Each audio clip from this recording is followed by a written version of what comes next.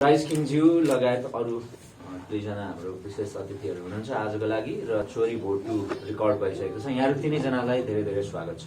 धन्यवाद, thank you, धन्यवाद। Rice किङज्यू, जस्तो नानीले जुन तवरको तपाईँले एक्सपेक्ट गर्नुभएको थियो त्यही अनुसारको पर्फर्मेन्स गर्नुभयो कि भएन? मैले सोचे भन्दा त झन् बेटर गर्नुभयो उहाँले। यस्तै मिठो गाउनुभयो कि मेरो दिल चोरेर लानुभयो। गीत चोरी भयो नै छ, मेरो दिल, मेरो मस्तिष्क, मेरो हरेक चिज चोरेर लगिसक्नुभयो उहाँले। अब बाँकी रहेको अडियन्सहरू हो। अब मैले जहिले पनि भनेको छु, हाम्रो चिजलाई राम्रो या नराम्रो भन्ने सम्पूर्ण अधिकार र जिम्मा चाहिँ आम दर्शक, आम भगवान रूपी श्रोताहरू, दर्शकहरूमा जान्छ। अहिले श्रोता मात्रै नभनौँ, पहिले चाहिँ रेडियो थियो र श्रोता भनिन्थ्यो, अहिले सुन्न पनि सकिन्छ, हेर्न पनि सकिन्छ र यो भिडियो चाँडै आउने भएकोले दर्शकहरू को हातमा रहनेछ। उहाँहरू न्यायाधीशहरू, उहाँहरू जनादेश हो र हामी त्यो जनादेशलाई कुर्न तयार छौँ। जस्तो तपाईँले पेमालाई पनि अवसर दिनुभयो, त्यो गीतले एकदम चर्चा पनि पायो। पेमा मात्र होइन, मैले धेरैलाई दिएको छु। एक्ज्याक्टली, तर अब लेटेस्ट चाहिँ पेमाजीलाई तपाईँले अवसर दिनुभयो।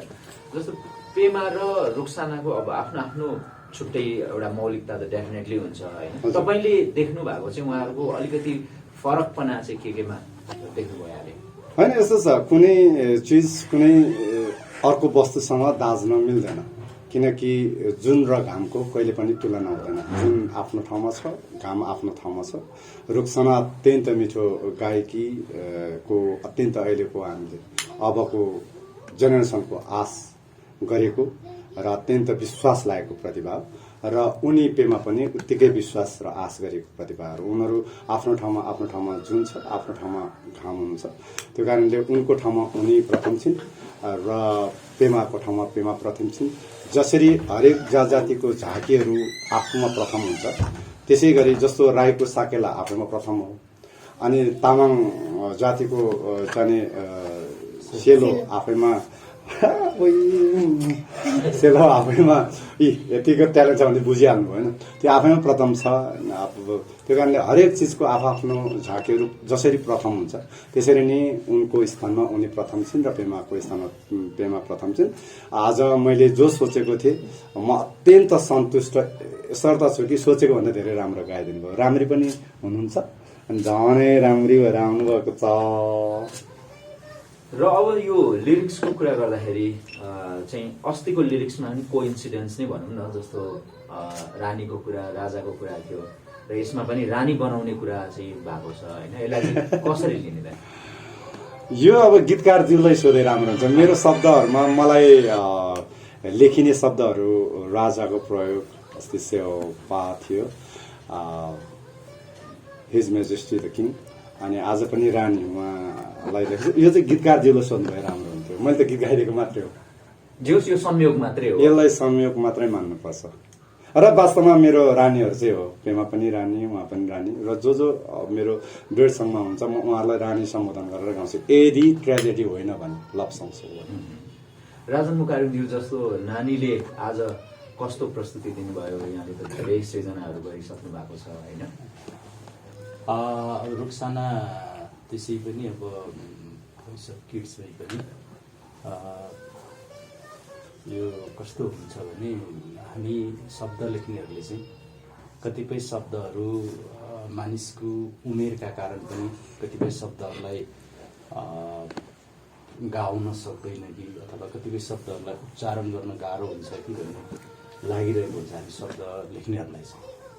तर रुक्सानाले चाहिँ त्यो भोइस अफ किड्समै पनि मैले हेरिरहँदाखेरि त्यो ह्याप्पी, अलि गम्भीर खालका, अलि ह्याप्पी खालका शब्दहरूलाई पनि एकदम न्याय गरेर गाउने, र आज पनि उनले कतिपय शब्दहरू, केही शब्दहरू एकदमै ह्याप्पी छ यो गीतमा। फेरि उनले दोभान भन्ने नै देखेको पनि छैन बिचरा, अथवा थाहा पनि छैन होला, तर उनले त्यसलाई पनि जस्टिस गरेर गाउने त्यो एउटा जुन पुर्याउनु भएको छ, त्यो नै क्षमता हो।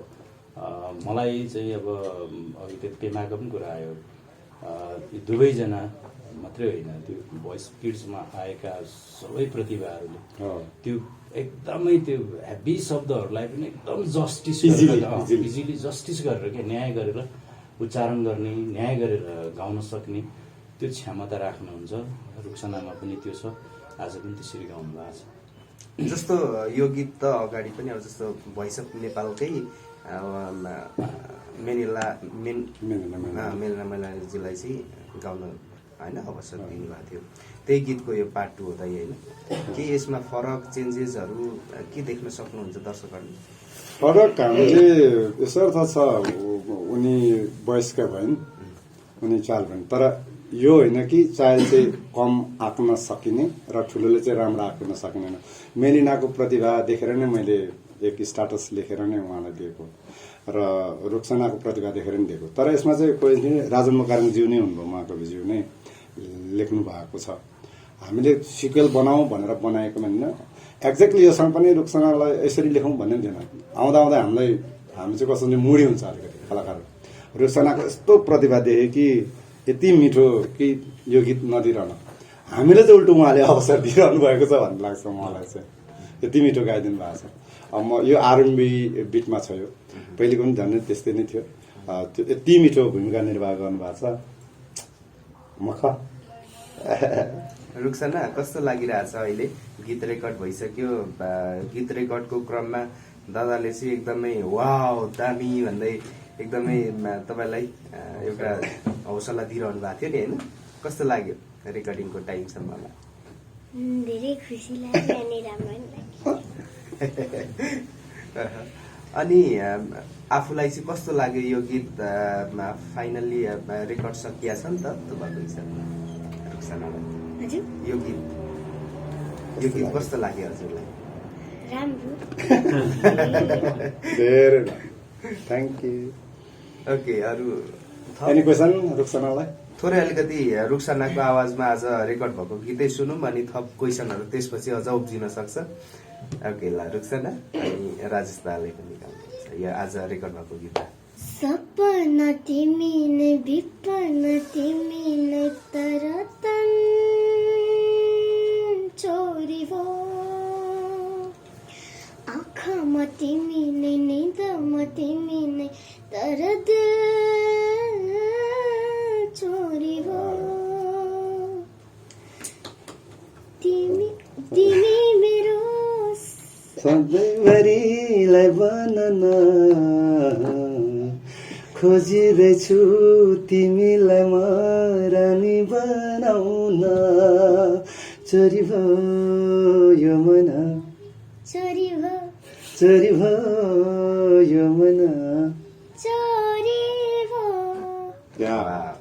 रेकर्डिङको क्रममा दाले बिचमा चक्लेट पनि खुवाइरहनु भएको थियो, त्यो आवाज अझ राम्रो आउने चक्लेट भन्ने सुनिरहेको थियो। कस्तो रहेछ चक्लेट रुक्साना? महँगो थियो। कस्तो थियो मिठो। दा अलिकति बच्चाहरूसँग काम गर्दाखेरि छुट्टै तपाईँको जोस जागर होइन? त्यो भएको हिसाबमा रुक्सानासँग गरिरहँदाखेरि चाहिँ कतिपय उसले लिएको जुन टुक्काहरूमा चाहिँ तपाईँ पुरै रेकर्डिङमा बसिरहँदाखेरि उठ्नु पनि भएको थियो कि? त्यो हिसाबमा कुन पार्टमा चाहिँ चोरी भयो मन चोरी भयो, अरू त अर्को लाइन थियो यस्तो मिठो गायन कि त्यो ठुलोहरूले हामीलाई गाह्रो पर्छ त्यो होइन। सपना तिमी नै विपना तिमी नै तर मन, यो पार्टहरू तर मन चोरी भयो, आँखामा तिमी नै निदमा तिमी नै तर दिल चोरी भयो, यो पार्टहरू ठुलोलाई पनि गाह्रो छ। मैले भन्नु खोजेको मेरो कम्पोज एकदम हार्ड छ भन्दिनँ, तर यो चिजहरू बहुत गाह्रो चिज यसरी इजिली लिन् कि रुक्साना त्यसै भएको चाहिँ होइन। त्यसै आम मानिसले कतिपय होला उनलाई धेरै किताबहरू त प्रतियोगिता हो, हारजित हुन्छ, त्यसमा उनको गल्ती पनि छैन। एउटा प्रतियोगिता हो, रियालिटी सो हो। अब जिन्दगी जित्ने जिन्दगी जित हुने उनको समय चाहिँ अब आइरहेको छ र यो गीतले उनको प्रतिभा पुष्टि अत्यन्त गरेको छ। अब अझै हाम्रो गीत आइसकेपछि यसको रिजल्ट हामीहरू पूर्णमा आतुर छौँ। उनले मलाई लाग्छ रिजल्ट 100मा 100 दिएको छ। ओके, अब यो गीत अरू थप क्वेसनहरू के छ? यो गीत अब कहिलेतिर आउँछ त होइन? हामी गीत चाँडै रिलिज गर्छौँ, किनकि उनकै गीत र प्रमोद भाइको पनि ट्रेनिङमा छ, हाम्रै गीत ट्रेनिङमा छ र हिजो मात्रै हामीले एउटा कभर भिडियो भनेको त्यो गीत पनि अर्को आफ्नै गीत भएकोले ट्रेनिङमा नपरेको, एउटै गीत ट्रेनिङमा पर्दैन भन्ने चाहिँ मैले अस्ति मेरै च्यानलबाट हालेको दयाहाङ राई ज्यूद्वारा अभिनीत आमा हे आमा भन्ने गीत हेर्नु भने त्यो दुईटा च्यानलमा एकै टाइम राखेको हुनाले, एक टाइम नभनौँ जस्ट ड्युरेसन त्यही 1 दिन र 2 दिनको फरक भएको हुनाले त्यो नपसेको। हामी ट्रेनिङमा विश्वास राख्दैनौँ तरै पनि, तर भए राम्रो, किनकि उनको उत्साह उनको प्रोत्साहनको लागि पनि त्यो ट्रेनिङमा बसे राम्रो, किनकि यति चाइल्डहरूको संसारमा त्यसरी ट्रेनिङमा परिरहेको छैन र उनको परेको छ, पेमाको परेको छ भने चाहिँ हामी यसलाई फ्राइडे फाल्छौँ र मलाई लाग्छ हामीले स्टुडियो भिडियो मात्रै फाल्छौँ। तर धेरै यो गीतको चाहिँ हामी भिजुअल गर्छौँ भन्नेहरू आइरहनु भएको छ, ती यात्रालाई हामी स्वागत गर्न सक्छौँ, तर त्यसलाई हामी कभर भिडियो नै भन्नेछौँ। अफिसियल भिडियो चाहिँ धेरै राम्रो भएको खण्डमा मात्रै मेरो अफिसियल च्यानलबाट रहनेछ र यो गीत चाहिँ मेरो अफिसियल च्यानलबाट आउनेछ। ओके, अब नेक्स्ट रुक्सानासँगै त्यसपछि पनि अरू धेरै प्रतिभाहरूलाई पनि गर्नुपर्छ राइज किङले होइन, उनीसँगै अर्को गीत पनि बाँकी छ हाम्रो 2टा गीत बाँकी छ। हजुर, सँगै नुमा राईको पनि एकदम धेरै कमेन्टहरू देखिरहेको हुन्छ होइन? हजुर, प्लानहरू के छ भाइ? म प्लानले कहिले पनि काम गर्दिनँ, तपाईँहरूलाई थाहा छ। योजना बुन्दिनँ म, सपना बुन्दिनँ, सपना टुट्न सक्छ, जे आउँछ अगाडि म पचाउने हो होइन। सो उनको र मेरै 2टा गीत बाँकी छ। नुमा राईको ट्र्याक हुँदैछ र अझै पनि मलाई आएको चाहिँ मिन्छेमा रहेको चाहिँ ज्यादातर इनबक्समा जिमेलमा आइरहेको छ, उहाँसँग काम गर्छु। हाम्रो अझै 2टा गीत बाँकी भएपछि अरू आएका प्रतिभाहरू सँग पनि हामी काम गर्छौँ। ओके, रुक्साना, अब दासँग अस्ति नै घरमा पनि भेट्यो, एयरपोर्टमा पनि लिन जानुभएको थियो होइन? त्यसपछि अहिलेसम्म दासँग जति टाइम भेट्नु भयो नि, दासँग भेट्दाखेरिको रमाइलो कुरा चाहिँ के रहेछ? दाको अलिकति के कुरा चाहिँ धेरै मिस गर्नुहुन्छ तपाईँ? फिल्म हल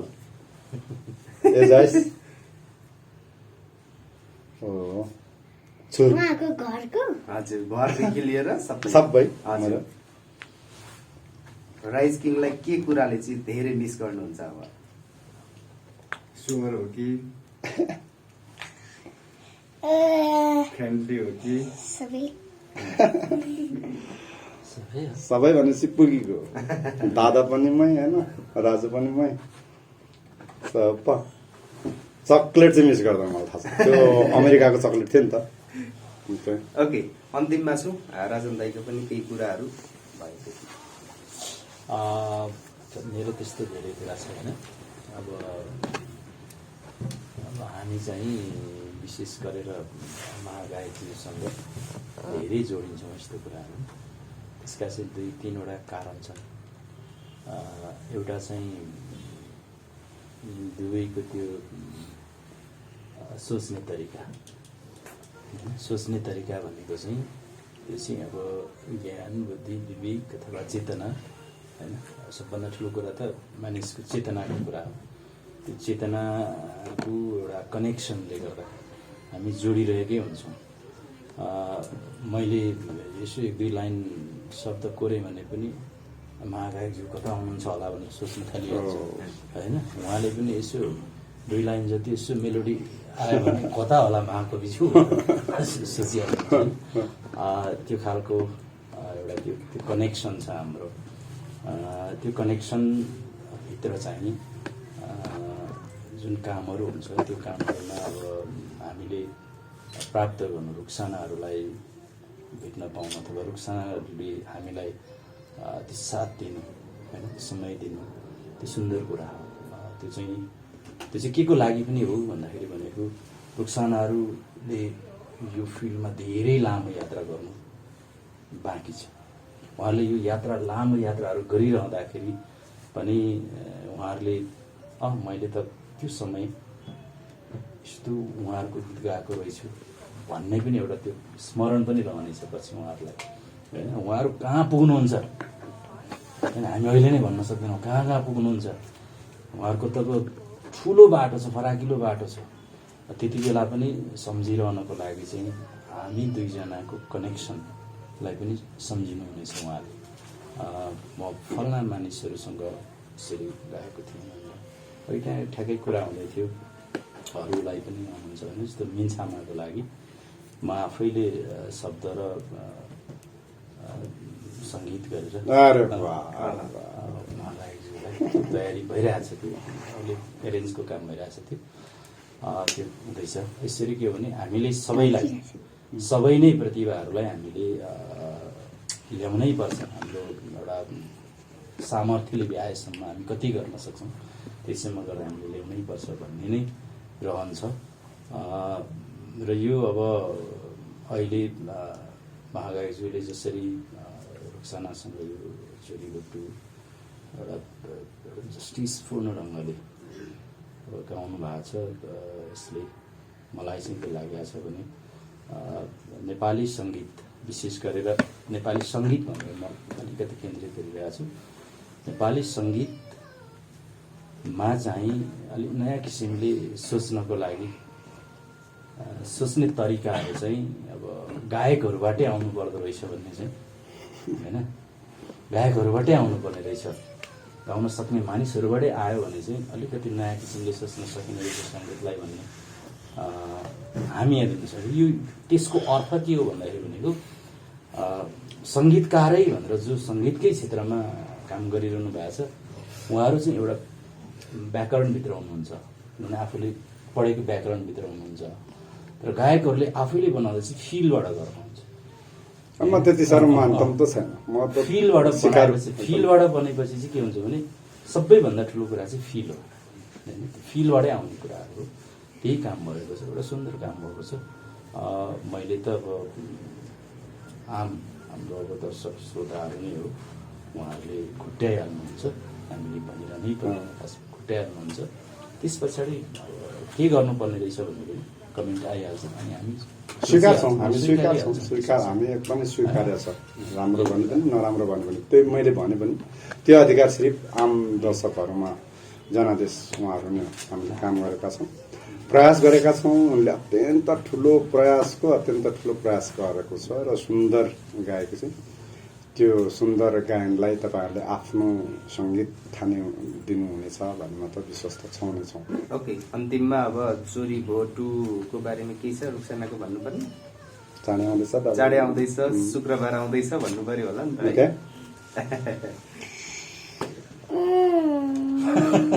1 2 3 गो। फ्राइडे 5:30 बजे। यही Friday? Yeah this Friday. Friday चाहिँ हाम्रो चोरी भो 2 आउँदैछ र हजुरहरूले चाहिँ सुनिदिनु होला, माया गरिदिनु होला।